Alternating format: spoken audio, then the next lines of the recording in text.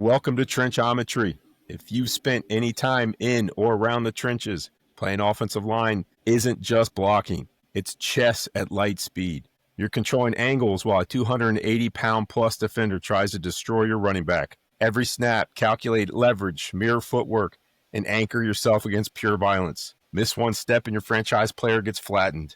We're here to discuss the most undervalued aspect of the game, the offensive line. And remember this, if you master the trenches, you win the war.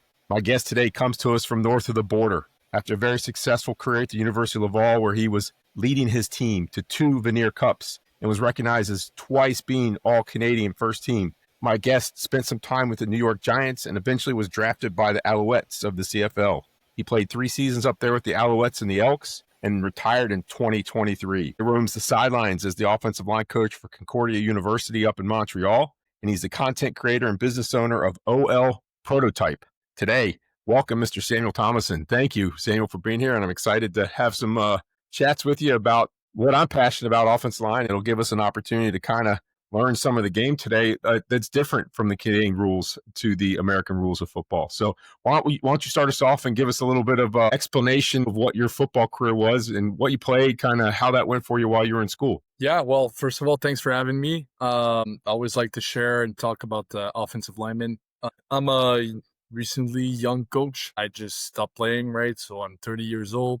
I have the opportunity to have a full-time job now in university here in Montreal with Concordia. For me, football has been a passion since I was 9 years old. Like a lot of Canadians, started to play hockey, switched to football early on because I was getting a lot of 2 minutes penalties in hockey. Guys were going to me, falling down, and my dad at some point said, yeah, well, let's try something else. So we went into football, and I fell in love with the sport right away. For me, it's the ultimate team sport, and especially playing offensive lineman, you're doing a job that not everyone sees. You're not always getting recognized and all that. And I found something I really liked about that position, right? So for me, it has been only good. Played football my whole career in Canada. High school, here in Quebec, we have CEGEP as well, which is in between high school and university, and then went to University Laval, where I had a great career.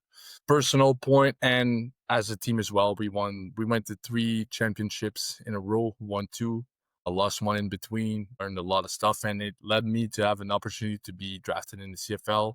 Minicamp, like you said, with the Giants. So it's been a hell of a ride for me. Football has given me so much, and now it's my turn, I feel, to give back to younger players and try to give them everything that I learned throughout my career as a player now, and bring them some new insight, especially with the younger generation that we have nowadays. That's phenomenal and fantastic.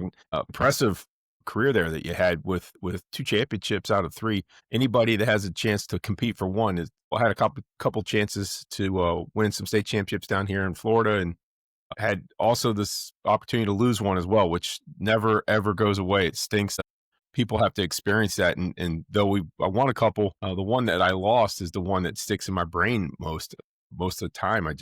Dang, it's tough sometimes to get over that, but we're not going to cry over spilled milk. There's no use in doing that. So quickly, differences between Canadian football and American football. Some of the people might not know there's a difference, but I know you got an extra guy on the field and 2 guys can be moving at once. And you only get 3 downs. I know that too. So I guess only having 3 downs, that's going to kind of change the strategy of how you would go about offensively approaching a series if you only have 3 downs. So essentially you're playing on 2 downs, or do you go for it on 3rd down a lot? How does that work? What's the mindset for that? Yeah, so for sure we had the extra player, but the field dimensions are bigger as well. 65 yards of width, 110 of length, end zones of 20 yards. Now, recently the CFL announced that they're going to change some rules. We have goalposts at the beginning of the end zone as well in the Canadian football game. But yet 3 down is a big change compared to the American game. For sure, play calling is going to be different, but depending on what type of schemes you want to run or what type of offense you have. Now, the biggest difference is going to be the special teams. Special teams in Canadian football are so important, and they can change a game really quick. The thing as well is that it's easy to get discouraged in 3rd down football offensively, because it's going to happen that you get 2 and out and you get off the field and they go back. But sometimes people say it's only 3 down football, you can run the ball and all that. I don't find it's true. Like when I was playing university with Laval, we were a team that ran the ball a lot. Like my last 2 years, we were a heavy run team, play action, all that stuff. So Hmm. depending with what the tools that you have and all that, for sure is going to affect the game. The time clock is different as well. So one thing I like a lot about the Canadian football is that with 2.5 minutes left, like you can have the ball 2 times. So it's not like the American game where you can kill the clock and all that. So the game ending are really interesting and the games are played till the end. So I encourage a lot of people to watch CFL as well. It's a different football for sure, but for me, it's really exciting as well. And when is the Canadian Football League season? That's different than the NFL. Aren't you guys more of like earlier? You're done earlier in the kind of like the So summertime, right? yeah, exact. So the camp start in May. So early mid May, the camp start. Then the season starts June, and they end up in November. Right. Okay. So you So guys are that's the ending a little bit season for the earlier. CFL. Yeah. Yeah. Then like for us, university, our season starts in August. And then we end up same time as them, November, as well Okay. with the weather in Canada. I played a couple games in the snow up here, so it's different. And it's not just a little bit of snow, it's significant amounts of snow, I would assume. Okay, Yeah, so yeah. I didn't think about that. You mentioned the special teams plays a big role. I mean, you're thinking, I don't know, in a typical American football rules game, you're probably going to have somewhere in the neighborhood of 25, 30 snaps on special teams maybe in a game with punts and kickoffs and all that stuff. I didn't even think about that. That probably adds another, what, 30%, probably 45, 50 plays a game on special teams, maybe somewhere around there Yeah, I on would say average. something like 40, 45, depending on how your team performs and all that, right? So for sure, if your offense is moving the ball, has a lot of success, you're not going to punt that much. But yeah, punt and punt return are two units that are involved a lot in Canadian football, and it's that unit as well as the opportunity to change the game, right? Hmm. Big returns. So yeah, so we don't have the fair catch as well. We have a halo of 5 yards to respect. So there's a lot of things like that are different, especially on the offense as well. We have a lot of motions that we can do, movement behind the line, like you talked about. Hmm. So I think those are things that are unique about our game, and I find it nice. I played that game for a long time now. One thing that we have that is different as well up here in Quebec, we play mixed football. So when I grew up, high school and CJEP, we played with the same fields, but we play 4 down football. Okay. So yeah. So and then when you go into university, now we play 3 ball. But now in the rest of Canada, like if you go in BC, Ottawa, those places, they play a lot more 3 down football even when they're younger. So Okay. in Quebec, we're a bit different. So yeah. All right. So as you are approaching a game in Canada, and you said you kind of were run heavy that you mentioned earlier. So you're going to run the ball. Well, So they I are like to. you like to be you would prefer to be, Yeah, I guess. As offensive line I coaches, always I like to run always the I ball. always said two things can happen that are bad when you throw the ball, and one thing could be good when you throw the ball. I was always playing the percentage there. I didn't like that very much myself. So how do you're going to go about developing the same skills? I guess you're probably gonna have to focus a little bit more on pass preparation and your pass skills because you want to move the ball up the field. The field position aspect of Canadian football seems like it's much It's more crucial. burdened than if it was just like down here in American football like that. You got to get that field, you got to move the field and flip the field as best you can. And so you want to try to get as many yards as you can. And so you can put that special teams out there and your punt's your best offensive weapon at that point. So what are you prioritizing when you're sitting down with you get a freshman kid coming into the university and you got to teach him what are the first couple skills that you're teaching these new freshmen as they come into your program? Well, for me, I like to have complete offensive linemen for sure. For us, I think the run game helps to open the passing game as well, right? In our league, you're going to have to pass at some point. It's inevitable. So us, if we go 1st and 10, we do a run of 1 yard or no yard, we're already in 2nd and long, which is 3rd and long, right? So Mm-hmm. it means pressure downs, twists, stunts, all that stuff. So for sure, we got to be efficient on 1st and 10 in our league in the run game. Now, I think there's a lot of ways, depending on your schemes, if you're more zone type, a gap scheme, all that stuff. But for sure, protection is going to be something that's really important. And for Yeah. me, what I saw with the younger guys coming from the levels under, the biggest thing that they have to adapt to is to see different structures, moving fronts, movement, Mm. all that stuff, right?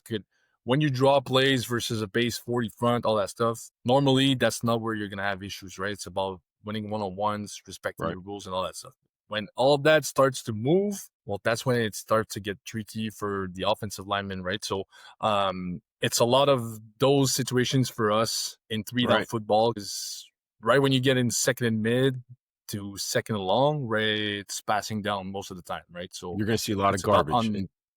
yeah, it's about understanding those situations and be ready for it. So I find that my job is to get the guys ready for those. So as much as I can technically, but to see the looks as well and when to expect those, what type of movements that team they like to do this stunt or this type of pressure out of that front. But when they're in that structure, they don't want to move that much, all that stuff, right? Right. So what is it that you're doing mentally to train those guys? Is there something that you're doing? Is it a walkthrough? Is it video? Obviously, you're going to have some walkthroughs and some video coverage, but are you prioritizing one over another? Are you to get those guys understanding? I know when I was in college, our coach used to give us weekly paper quizzes and we had to draw our Yeah. schemes in. And it seems so antiquated nowadays, but I really think that has a lot to do with getting guys all on the same page that if you can write it down on paper and you can see it in person, you can kind of start connecting some dots there. So is there a drill or an aspect that you are asking your young guys to do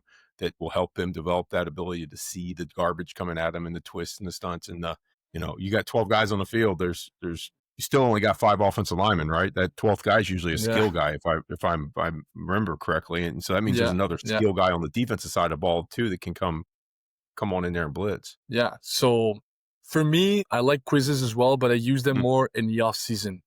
okay. So it's not something I'm going to use a lot in season, but I find in the off season, especially with younger guys coming in, it's going to help you as well as a coach to see who really understands Mhm. the big picture and who doesn't. Then in season, I like to try to switch from video walkthrough because when you keep the guys too long in a room, they lost their level of concentration, right? So that's something I tried this year to do the correction by video and then go do a walkthrough on the field, but to correct Mhm. the same things, but walk it, right? To see it, to Right. communicate it, Right. to verbalize it. And I find so far this year that this gives results as well. Because you got a lot of different type of learners as well, right? So some guys are Right. visual, some guys need to do it, some guys they can just see it and then they memorize it. So I know I was the type of guy that I needed to practice it and to do it, right? Or to draw it up. Just seeing it was not enough for me, right? So I'm trying to be conscious and mindful of all that stuff to try to work with different ways with the guys. I'm going to send the guys as well every week.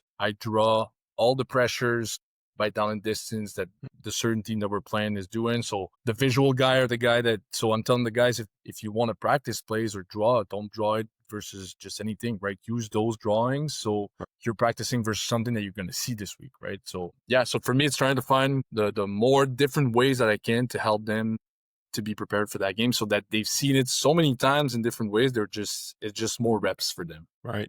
And the good thing, I'm sure that this is a component of it too, is they hear your voice in their head while you're walking through. They're seeing things, and I was always trying to get my monologue in their brain. So they heard me talking in their brain when things were going on, and it would hopefully click. They could recall it, quicker with my words there instead of trying to put their words to it. But you're telling them, eyes here, feet here, hands here. Look at this guy. When Yeah. you see this, you're threatened here, and you got to support this, and all that stuff that you can kind of put those one-liners in their brain, so that when all of a sudden, when it gets live fire and things start flying around, there's something for them to fall back on and relate to. So as you're getting these guys kind of mentally settled, I'm assuming that you're teaching the same pass skills, pass set skills, punch, balance, stance, that kind of thing. What's the biggest priority physically wise? Like the biggest skill that you try to emphasize with your guys but actually, before you answer that, tell me this: are most of your guys that are coming in as freshmen to your university, are they going to be redshirted? We would redshirt them down here in America, where they wouldn't play that first year, and so you have them at the end of their career when they're a little bit older and more advanced in knowledge and skills and strength and all that stuff. Is that something that happens in the Canadian university system also? It depends because here in Quebec, Montreal, we have like a university like Concordia. We have guys from everywhere in Quebec. We have some guys from Ontario. We have some guys from different places, right? So we're an Mhm. Anglophone team playing in a Francophone conference, right? So it gives us access to a lot of different type of players or players if you want. Mhm. Now, Us in Quebec, the guys arrive in college at 19 years old, right? So they're a bit older than you guys when they come in Right. as freshmen, right? Right. So at that age, it happens that some guys they have impact in their first year. I'm gonna Hmm. say though, with offensive linemen, I find it's a position that always take a good year to settle in. Us as well, we have a difference. There's a yard between the line of scrimmage and the defender. Hmm. So it's a big adjustment for some guys. So you talked about the sets. So for us guards and centers, it's super important to not give a lot of space on the line Hmm. because you already have a yard, right? Now tackles in your one-on-ones are going to be in more space, right? I often heard when I was younger, the worst enemies in pass protection are time and space, right? Yeah. So for tackles, you need guys that can move and that can win pass pro one-on-ones, especially in 3-down football. That's going to be a big aspect of it, right? So understanding the angles of the sets is going to be a big difference for us because when the level they play younger, they don't have the yard in high school or Hmm. CJEP. So when they come to our level, now there's a yard, so everything changes. So it's a huge adjustment for those guys. So I think that's something that takes a little bit of time on the offensive line position compared to maybe a skill guy that, yes, the speed's going to be different. There's going to be bigger guys, all that stuff. But at the end of the day, you run a route, you catch a ball. It's going to be pretty much the same thing. That yard that the defense is off the ball, not only in pass pro, but I would think that in run blocking, that could wreak havoc on you as well, play a big difference in, you're taking a run block, you're drive blocking that guy's head up on you. And next thing you know, he's moving, slanting, twisting. He's not where you thought he was going to be when you take your first step. That would be a big adjustment for the way I was approaching things down here. Cause it's almost like you got to take a settle step when you're run blocking there instead of a straight drive coming off the ball hard. You kind of have to be able to react and readjust. Is that Yeah, something you always is have that to true? be. Am I thinking the right way No, there? no, no. You're right on. For sure, I find there's a lot of movement in our game on the defensive fronts, especially in our league right now, university in Quebec. But in general, Canadian football, you're gonna see fronts moving, especially with that yards easier, like you said, Hmm. the slant. So I like the guys though to still win that line of scrimmage and attack Hmm. it, cover ground. Because sometimes when you settle and you want to react and see what's going on, it's gonna be tough to win that yard and win that line of Hmm. scrimmage. So yeah, it's gonna change the angles as well. Let's say you have a backside cutoff, well, you gotta freaking go as well because that guy can slant toward the center and have more space. Now it's completely different. Let's say from a center in your game that has a guy right into his face. When I watch some ball down south, you look at centers in the NFL having a guy like that just retired like Aaron Donald right in his Right face. there. It's a complete different game, right? So that changes a lot, yeah, for sure in the trenches for us. But no, the steps I like to keep them still going and Mm. aggressive and covering ground. You want to win that yard as fast as possible. Do you guys I'm assuming that to help avoid the movement issues with run blocks, and you're gonna try to work tandems and dual blocks as best you can, so you got 2 guys on 1 to kinda mitigate that movement. So if he moves towards, if the center and the left guard are working together towards a left side run and you got a guy on the left guard, that allows them to kinda take aggressive steps and play that read it as you go, right? I'm assuming that's probably a way to mitigate Yeah, some of that movement. 100%. And the way I teach it as well is always going to be with the alignment, the linebacker, right? So Mhm. depending where that guy is going to be in your double team is going to tell you how much more aggressive you can be, or Mhm. if your guard needs to leave faster, now the center has to take it over faster, all that stuff, right? So it's all going to be affected with the alignment of those guys. But yeah, combinations is going to be a pretty much like you guys do in your game as well. Yeah. Okay, so back to that I got distracted with that. All of a sudden I started thinking about, wait a minute, there's an extra guy out there, and wait a second, all that, So you back to that pass block, you mentioned the tackles. They're on an island. They're going to be on a big lonely island pretty much every play when it comes down to Yeah. pass blocking, I assume. Yeah, so when I watch, in the States, a lot of times you're going to see guys setting a bit more vertical. Mhm. Us, it's going to be more on a 30 to 45-degree angle with that yard. So setting to the spot, it's the same term that we use. It's just that spot is going to be a bit different at times with the extra space that we have in between. So that's when we talked about freshmen coming in. That's a learning curve that they have to Mhm. do because when they arrive from CJEP here in Quebec, well, they play nose to nose, right? So you want a short set, jumps at people, you're right next to those guys as well, right? Yeah. So us is going to be a little bit different. So there's going to be a slight adjustment with that. And when I look at my young tackles I have, let's say this year, you can see that it takes some time and it takes a lot of repetitions before they trust it, right? So yeah, that's a big aspect as well. And for the inside guys, it's about being flat, right? You don't want to give any more ground to those guys. They already have like space in between. So Hmm. backing up is not something that we do a lot, depending if we want to play like dual sword technique or stuff like that. But Yeah. yeah, they want to play more flat. So are your tackles, are they stationary? Are they gonna be stationary once they hit that spot? Or are they, because I'm just thinking if that guy's running, if the defensive end's running and he's got a yard start, he's gonna be darn near full speed by the time he gets to your tackle. But if you tackle Yeah. stationary and flat footed waiting, he's kind of going to be at a disadvantage. Is there some way to combat that? Or is that just you gotta hook him up while he's running and just kind of try to fend him off wide? Yeah, that's a good point, and that's something that for the past 2 years I've worked a lot with the guys to keep your feet active all the time, right? So we have Mhm, a pre-practice drill that we do. It's just striking with the pop-ups, right, with timing of the strike. But mhm. you got to keep your feet active the whole time that you do that, right?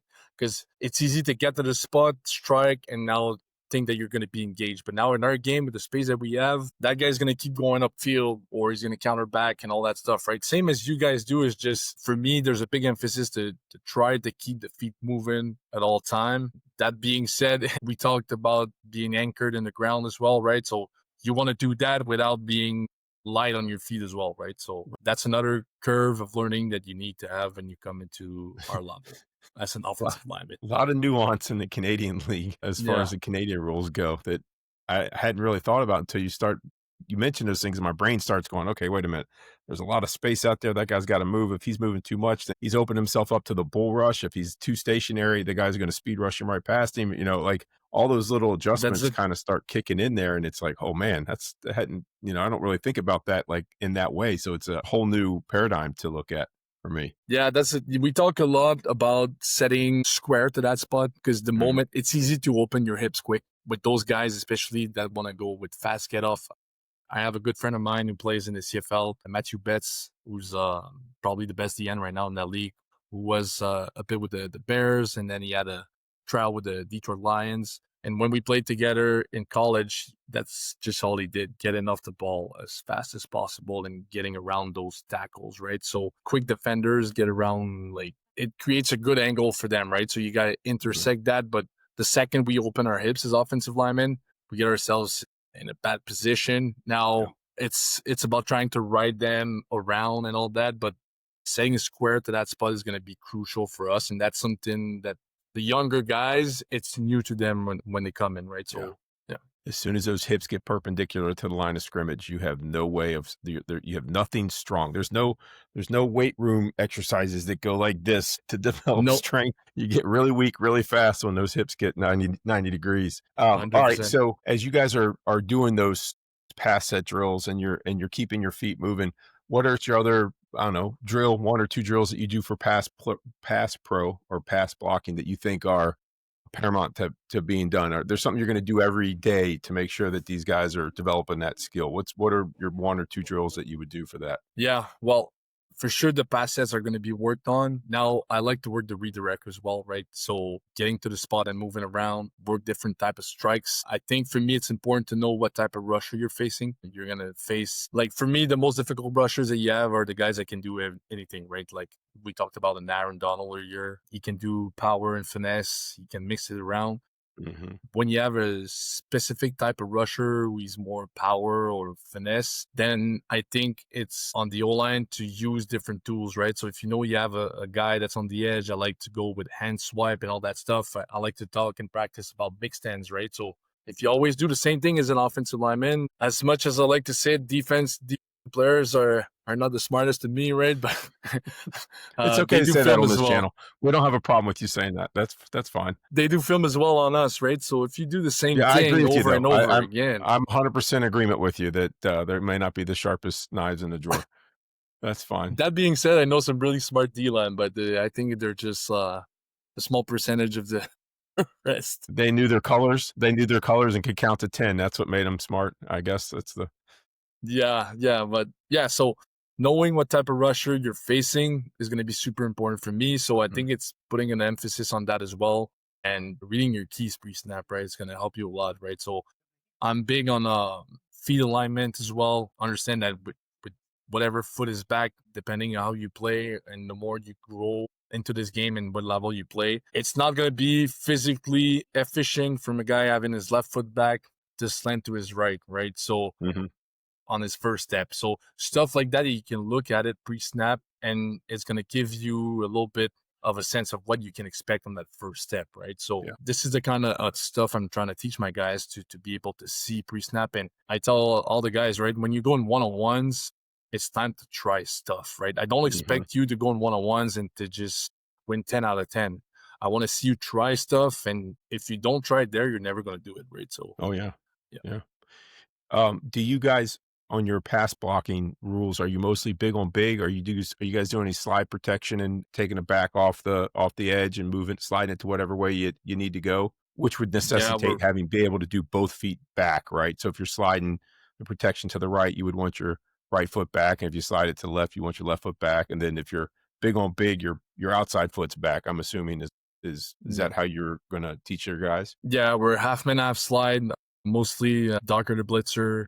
Your rules the back as well, dogger to blitzer to his side. And now, depending of certain protections, if you're going versus 30 defense or Mhm. 50 pros, now we're going to go into the dual sort world a little bit, right? Now, you're going to see teams that play differently, right? Some teams like to maybe go more full slide, or they have some fullbacks that can take on D ends one-on-one. Depending with the guys that you have, you can adjust the protections, right? That's the way I learn more with the half man, half slide Mhm. with the rules. Now, Or so you're gonna be big on one side and then slide the other yeah. side. So let's say you have a 60 pro, you have a strong front, the left guard, and the left guard now would be involved in the slide if he has a 2-eye or one Mhm. technique, depending how you call it. But he's still locked onto it, right? If that guy Mhm. circles back, well, he's got to stay with him. So it's all that stuff that you want to talk with your guys, the different scenarios, the movement. And for me, one thing that's super important, and I find that younger guys coming in don't like. I'm trying to tell those guys, the sooner you learn how to do that, the better you're going to be. Is to play with your eyes. I find Mm. the eyes are one of the biggest tools as an offensive lineman that you can use, and I find it's not talked enough. Mhm. Like, to play with your eyes.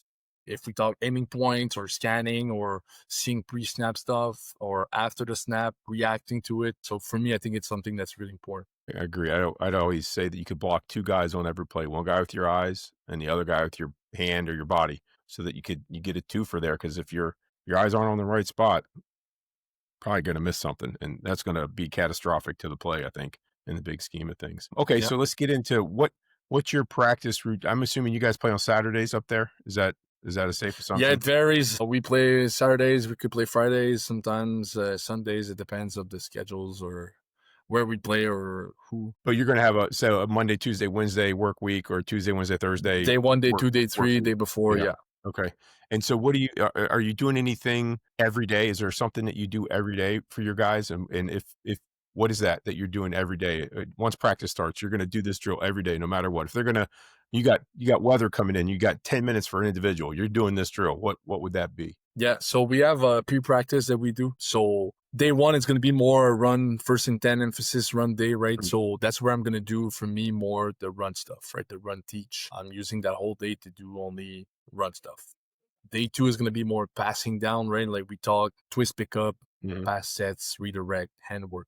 So what I try to do is that it stays the same the whole season. So day one, they know what kind of pre-practice they have to do. So I like to work footwork in the run, right? It's going to be always a little bit specific to who we play. So let's say this week we play defense. They want to play with 4 eyes. We're going to adjust Mhm. a bit our footwork, the angles.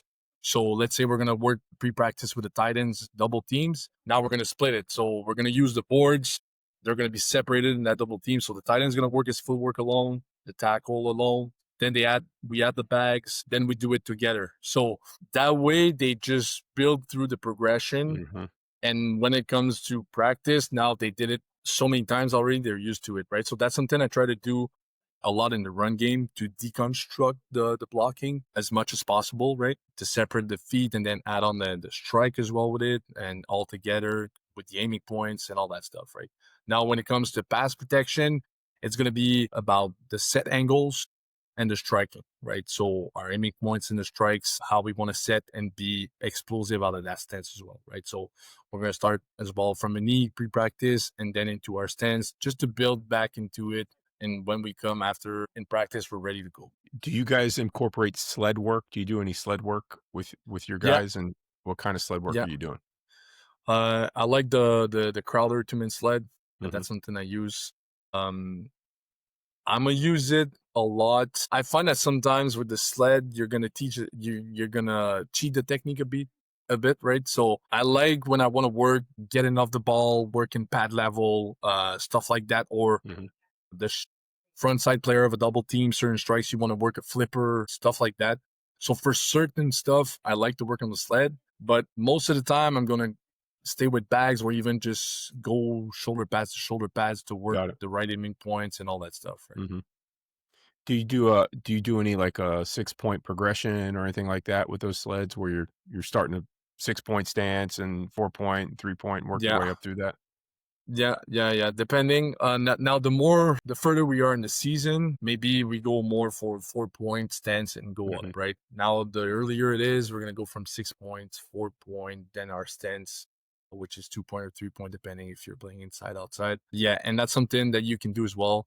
I find in the off season, right? Take the time to work Okay. more through that progression. So yeah. See, we're down here, we're not allowed in the off season to use sleds. So Okay. we'd have to use if we were to do the progression, we would have to use bags. And even bags are limited in what you can do and when you can do it. And it's crazy. If you play basketball, you can play basketball 52 weeks a year down here. No restrictions. You can play baseball fit. You can go, it's great to be a pitcher and throw the ball 52 weeks out of you. That's why all these kids coming out of high school have shoulder injuries and elbow injuries, and they're throwing the ball 52 weeks out of the year, don't take any time off. But football, oh my God, hit a sled in February or April.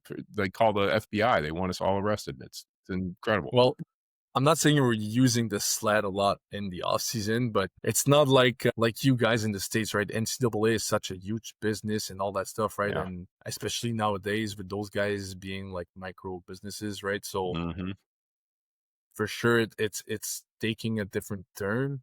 For us, there's rules and all that, but I would say there's not a lot of people making sure those rules are applied or whatever. Like we Yeah. have a certain amount of practices that we can do, but we can do some teach work, right? So I'm gonna do teach work without pads, where you're Got it. doing footwork, working with bags and all that, just like you guys do as well in the off season in the States, right? So as you get your guys coached up, you got their eyes on the right spot. You're working on angles and dropping to spots on your pass pro. You're working on striking. You're doing a one hand strike if they're swiping hands, or you're mixing things up to keep them off balance. You got your run block that you're working through with the bags or the sled. What's your favorite scheme? What's your go to scheme? Your first and 10. What do you like to run? I like it to stay simple for the only reason that I want the guys to be able to come off the ball and don't have to think. So I'm a big fan of just running the inside zone, but running the Inside zone. ball. Okay. Right now, there's different ways to run it. Like for me, duo is looking like an inside zone in some way, right? It's not gonna be that Hmm. much different for O-line. Now you're gonna teach different techniques. Like this winter, I was watching a clinic from Jim McNally talking about duo. It was quite impressive how he was talking about that simple play in a really complex way, right? Yeah. With the techniques and all that you can use, the footwork, the different type of footwork that you want to use. So for me, offensive lineman is about doing the same thing over and over again and being really good at it, right? Hmm. I see a lot of times, even at younger levels, coaches that want to be like really cute in their schemes and all that and complex. Now, on paper, sometimes it might look good, but you got to adjust as well to the guys that you have, right? For Yeah. me, it's about being efficient, and you want those big guys to not have to think that much and be able to be physical up front, right? So Yeah. I agree with that. now, to sprinkle some gap scheme here and there when you can and all that, I like it, but I'm really a heavy zone guy in general. Now you can add some bands and all that stuff. There's a lot of stuff that you can do to at the end execute the same play on the offensive line, but it shows a different Right. play for the defense, right? Right. It's funny you said Coach McNally. I had a chance to meet him one time. He came down to campus, right? I think it was right after I got done playing. I was starting to do a little bit of coaching on campus after I got done playing, and he came into the. I think he was maybe recruiting one of the guys or checking one of the guys out for a draft, or I don't know what it was, but he was in our offensive line coach's office, and he started. Coach asked him a question, and he got up and started talking, and he started drawing the feet of the offensive line guy on the diagram that he was drawing. And he drew feet. And I was like, he goes, so I need this foot to be right here, and this foot to be right here, and this foot to be right here. And I was like, I was just, I was thinking line up in the right spot. He broke it down and was drawing the feet up on the board and how far the step should be and all that kind of stuff. It blew me away that I realized that I had a long ways to go to, not that I want to achieve the levels that he is, but I got a long ways to go just to be pretty good as far as understanding and going on and on and on about that stuff. Yeah. So you're going to run you're running inside zone because it's simple and you can kind of dress it up with motions and shifts and, different guys coming in and leading or leaving and going away and all that kind of stuff. So I like that. That's a good thing. What's your go-to pass play? What do you like to run? You running you guys running 5 and 7-step drops? I'm assuming like that doesn't change much, does it? From up there to down here? Yeah, it's gonna be you can have quick passes as well. We call them 360 pros, 60, 70 pros, play actions, deeper rollouts, all that stuff, right? So it's not going to change really from what you guys know. It's just going to be maybe different in the routes. Like I'm not an expert now in the routes and all that stuff. Like the space that you're going to cover, the depth of the routes, with our field being more wide and longer, windows are going to be different, right? So yeah, but for me, pass protection.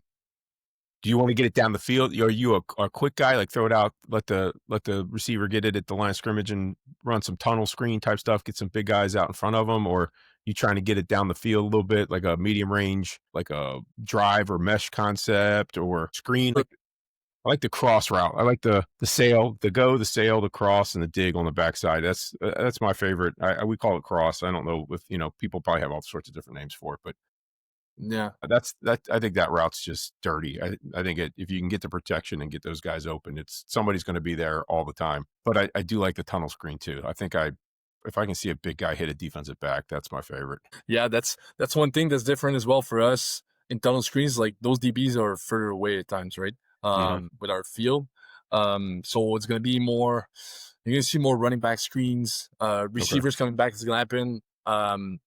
There's a bunch of screens that you can do. It's just, it takes a lot of timing and repetition, right? And right now in the team I coach in, we're a staff that's been there for the last 2 years. It's newer, right? So it took some time to change a bit the verbiage, how the guys understand all that stuff. So we're getting there slowly but surely, right? So, but I like screens. That's something I did a lot in college as well with my team, Laval, right? We had running back screens, receiver screens, ones that we were stepping in the run, pushing, going around on the screen, the ones that you were popping out, faking, going right away, letting the guy go through. So we had a bunch of different screens that we worked on, right? So I like that as well. I think it's a good change up. I think it's a dead play mentally as well if you want for the quarterback, so that can take away a bit of workload on his shoulders. Other than that, pass protection, I learned something from a coach I had in the CFL, and I found it was a great quote. For offensive linemen, sometimes we say it's a quick pass, that the ball should be out and whatever. It takes how much time it takes. And that's how you should think as an offensive lineman. And when I heard that, I was like, yeah, stop thinking about it's a 5-step, it's a quick pass or whatever. It's going to take how much time it takes, and it's our job to protect for as long as we can. As long as it takes, yeah. Yeah, so I really like that when I heard that, and I think that's just something that for me, you want to run whatever concept you want, we have to do our job, and that's how I see it. That's phenomenal. All right, well, getting close to the end here. What is do you guys recruit down here in the States? Like, are you guys strictly Canadian recruiting? How do you guys bring talent into Concordia? What's the game plan for that? Yeah, so we recruit mostly in Quebec, in Canada. Okay. We have guys from not Montreal that sometimes we try to recruit, but mostly our roster is going to be 95% in Quebec, right? So Concordia in the previous years, they had some Americans. They had in the past coaches that were Americans as well. Had a Mickey Donovan who played there as well back in the days, who were phenomenal players. So they bring, when I was playing in Laval and I played against Concordia, I played against some Americans. So yeah, we can here and there sometimes have some guys. And now if there's any American that sometimes it happens, they know a player, because there's a lot of Americans that play in the CFL as well, right? So they know someone and now they want to come in Canada maybe to switch, transfer, whatever, and have a Mhm. shot to go in the CFL because they see maybe the NFL is not going to be an option for them or whatever, right? So it's going to happen. Sometimes we receive a lot of guys communicating with us at times. It's just the cost is going to be different because they're a stranger student they call or whatever. So the fees Okay. are different. So I think it's not as expensive as in the US for college. But yeah, so there's differences like that. So it could happen at times, but mostly our recruiting is going to be made Okay. in Quebec or Canada. Okay. Yeah. All right. So here's my last question as we get ready to round this up, and I know that you're in season, and you said it was a bye week, but still, the bye weeks are for rest and relaxing. So I don't want to eat too much of your time. I It's want you to all be able good. to just catch up and maybe get a good night's sleep for once. Particularly here in America, and I'm sure it's the same in Canada. I assume that the offensive line animal in Canada is the same as the offensive line animal in America, and have some of the same qualities. And I would say that the offensive line guy in America is probably one of the offensive linemen on the team is the biggest character on the team. He's the practical joker. He's the funny dude. He always has something funny to say or different way of looking at something that's going to be outside the box and just be hysterical. So is that also the case for the Canadian offensive line guy as well? Does that hold true? Yeah, 100%. I will say like the offensive line position is just a bunch of guys that stick together, and it's like I would like to say it's a team inside the team. Yes. Offensive line at every level that I played or anywhere, it's been like that, right? So I think it's just a special group inside of a football team that just happens to be like that, right? Is there one guy that sticks out or a funny story that sticks out in your mind that you could share with us that's G-rated, I guess, would be the the best way to go about saying that. Is there any one particular story that sticks out in your mind or one I character don't guy that I don't necessarily have one story, but I had a guy that finished last year, who was just like talking all the time. yeah. It was crazy. He already had something to say about the story. Like every time off that we had, he was just like taking the show on. So it was kind of crazy to see how every time that we had off or just any moment just taking water, he had time to crack it. Like his brain was spinning so fast compared to everyone. It was just crazy to see how it went. But I don't have any.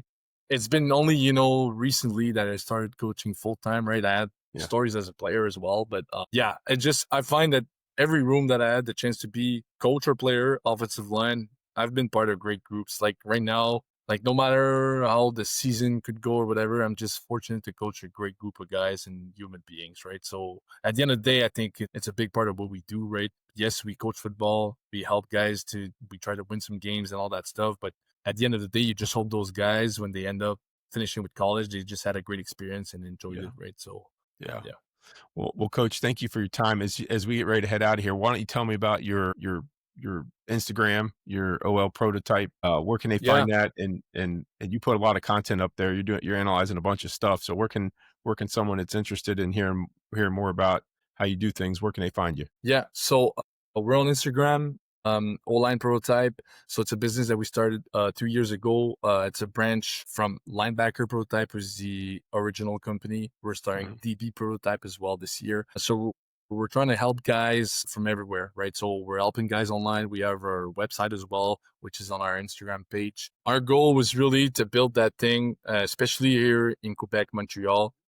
Like when I was young, there's always QB camps, receiver camps, Mhm. skills camps, right? But there's nothing for the big guys. And we wanted to offer a platform, a structure for the guys that want to get better. And we see more and more guys. When I was young, you were playing offensive lineman. It was like at times, yeah, they're playing O-line, whatever, right? And I see more and more young guys that really enjoy playing that Mhm. position at a young age and to dominate people physically on the field, moving around and being nasty and all that stuff. So if you're a guy that really wants just to take his game to another level to dominate, or you're a newer guy, you want to get better because you feel you're behind others, we're the perfect fit for you. Like we really built a great structure to help you not only physically but mentally. We work the IQ as well. We work yoga as well. So we tried to build a lot of different aspects to really help you elevate your game. And yeah, some people just messaged us by the page, just looking at our content and Mhm. how they learn stuff, just looking at this page, right? So our goal is really to help as much offensive linemen out there as possible. Yeah, That's it. That's phenomenal. And I'll have that list down there in the comments on the YouTube channel, and I'm sure you'll see some of this collaboration out and about on the various social media platforms as we get going. So, Coach, thank you so much. Congratulations on a career well earned, and all the honors and recognitions you had there. And go pour into those guys and make them better up front each day. And as you guys, I think you said you had 2 or 3 games left on the season. Hope you guys finish strong. And remember, if you can master the trenches, you'll win the war. Take care.